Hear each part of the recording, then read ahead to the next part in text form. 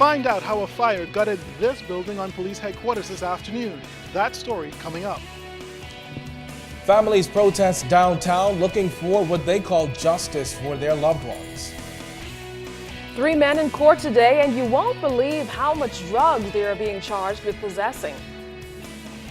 And teachers speak out on the recent altercation at a local high school. The National Report starts now. Now in HD.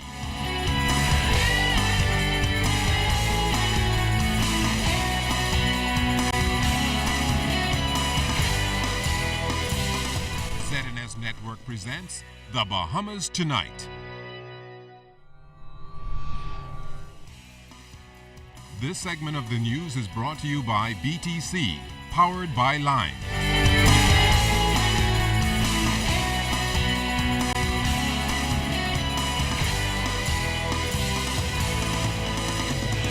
Breaking news off the top tonight, I'm Kendino Knowles. Good evening, I'm Keishla Adderley. Thanks for joining us tonight. Well, what started as a controlled burn takes over a building on the compound of police headquarters. Now, our Andrew Knowles was the first reporter on the scene as the smoke started to take over the area right opposite the administrative offices of the fire department. A routine fire training exercise went wrong, casting billows of smoke and flames over the police compound Wednesday afternoon, which could be seen from miles away. Police say fire officers were conducting a controlled burn exercise this morning that unexpectedly turned into a real-life situation. As a result of the shift in the wind direction, one of the embers would have fallen onto the roof of the building, Ranford House as I indicated, and it subsequently caught a fire. Because of the age of the roof, it's an old timber roof.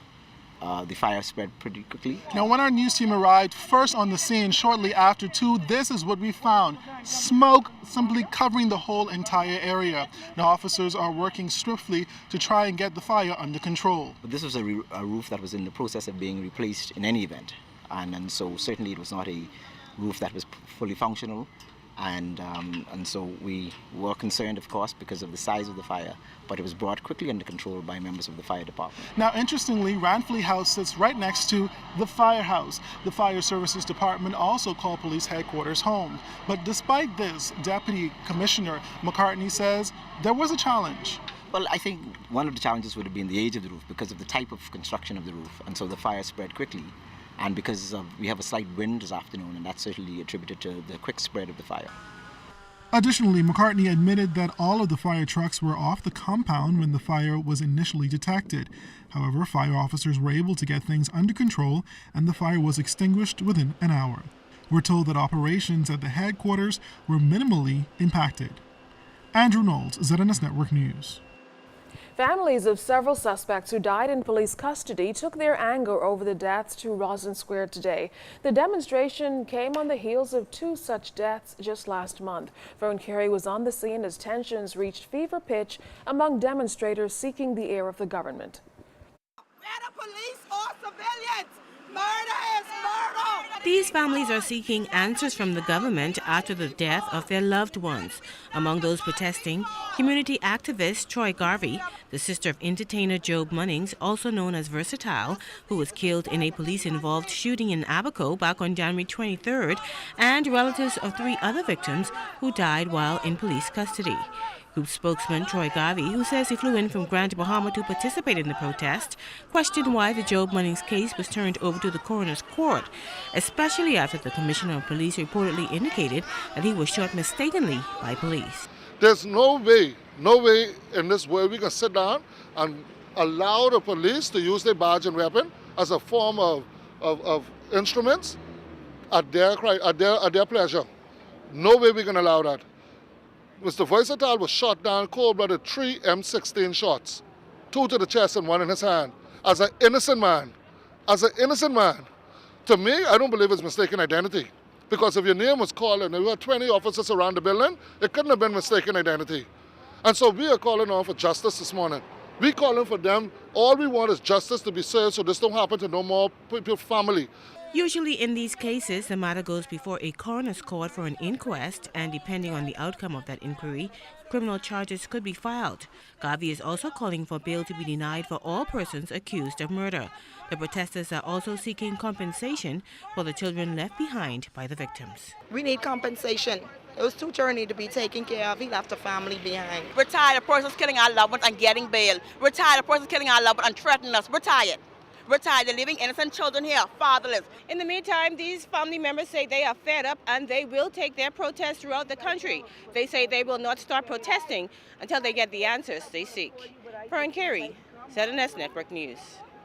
The teacher involved in a physical altercation with a student at the S.C. McPherson Junior High School is so shaken by the episode she's prepared to leave the field. That according to BUT President Belinda Wilson. Yes, Ms. Wilson is calling for the immediate removal of that S.C. McPherson student and resolution to menacing school violence. Ms. Wilson visited with the team this morning. She said the teacher is so shaken up by the incident that she's prepared to leave the field, as we said, altogether. Jiminita Swain has been following the story and has the latest developments. Bahamas Union of Teachers President Belinda Wilson visited S.C. McPherson Wednesday and is calling for the immediate removal of the female student who was reportedly involved in an alleged altercation with a female science teacher on Tuesday. The student shall be removed from this school immediately. The union is recommending that she goes to TAPS, which is a program that deals with troubled youth, females. We're also going to stand in solidarity with our member, the teacher whose name I do not wish to call publicly, but she is traumatized. She's also requesting an immediate transfer out of the Ministry of Education. So it's really sad today. Wilson admits, though, that this issue of school violence does not only plague S.C. McPherson Junior High. What's been happening, though, is a lot of times our shop stewards and the area vice president for the various districts have been able to quell the situation and give it immediate response or get into a meeting immediately to make sure that a resolution is brought in a timely manner. So a lot of times these matters do not reach the press or the public. The Teachers Union president challenged parents to direct more time to their children because in many cases, she feels children are acting out. Need to spend quality time with them whenever they note that the child may have deviant behavior or is experiencing some problems. They need to get counseling, get help for the child, because what we see in the school, in our view, is a microcosm of what's happening in the home and in the societies. Wilson confirmed that the teacher filed a police report, but she's not sure if the teacher intends to pursue criminal charges against the student. The Teachers Union president intends to contact the student's parent and suggest counseling for both parties. Jiminita Swain, ZNS Network News. Parliamentarians continued debate in the House of Assembly this morning on the mid-year budget statement. Member of Parliament for North Abaco, the Honorable Renato Curry, says the potential for government revenue collection in Abaco continues to increase. Now already, he says, Abaco contributes some $39 million annually to the public treasury, and with continued investments, he anticipates even bigger contributions. Records reveals that Abaco is second to New Providence and Grand Bahama in relation to contributions to the public treasury. For example, in 2011-2012, business license recorded an estimate value collection of $2 million. Real estate tax recorded some $6,100,000. Hotel taxes estimated $360,000. Custom duty about $29 million. Port department $470,000. Road traffic, $1,600,000. And these are only estimates, Mr. Speaker. Immigration, some $10,000. Police department, $72,000. And it's believed that with adequate manpower, these numbers can dramatically increase as thousands of dollars are still outstanding. Member of Parliament for Carmichael, Dr. Daniel Johnson, also supports the proposed fiscal measures to be implemented by the government to streamline revenue losses and increase growth. He highlighted sports and cultural tourism as two key sectors that could generate significant revenue. The Junkanoo has now reached maturity and needs to be seen as an economic opportunity.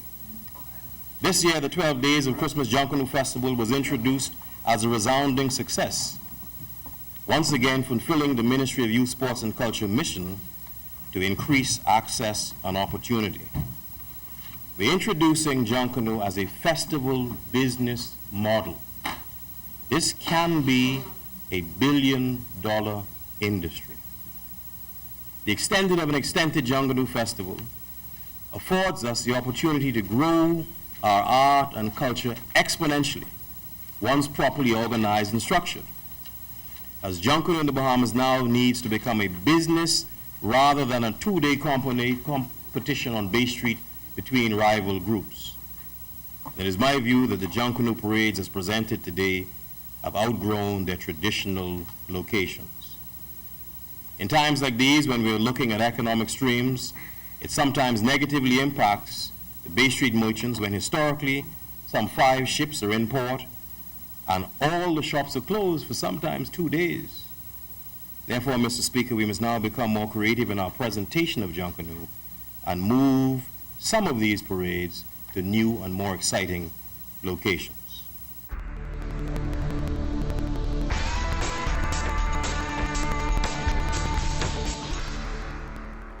In our first look at weather, we have a weak front system over the northwest Bahamas. It is heading our way. Meanwhile, outside of our studios, we have a temperature of 75 degrees, relative humidity 54%, winds out of the west at 14 knots, barometric pressure 1,016.0 millibars. That's 30.00 inches, and it is steady. But stay tuned. Temperatures around the Family Islands, travel and boating forecast is still to come.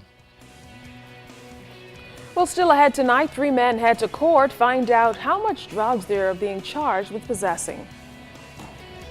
And the court building shuts down in the middle of a busy day. Find out why workers had to be evacuated. You're watching the Bahamas Tonight in HD.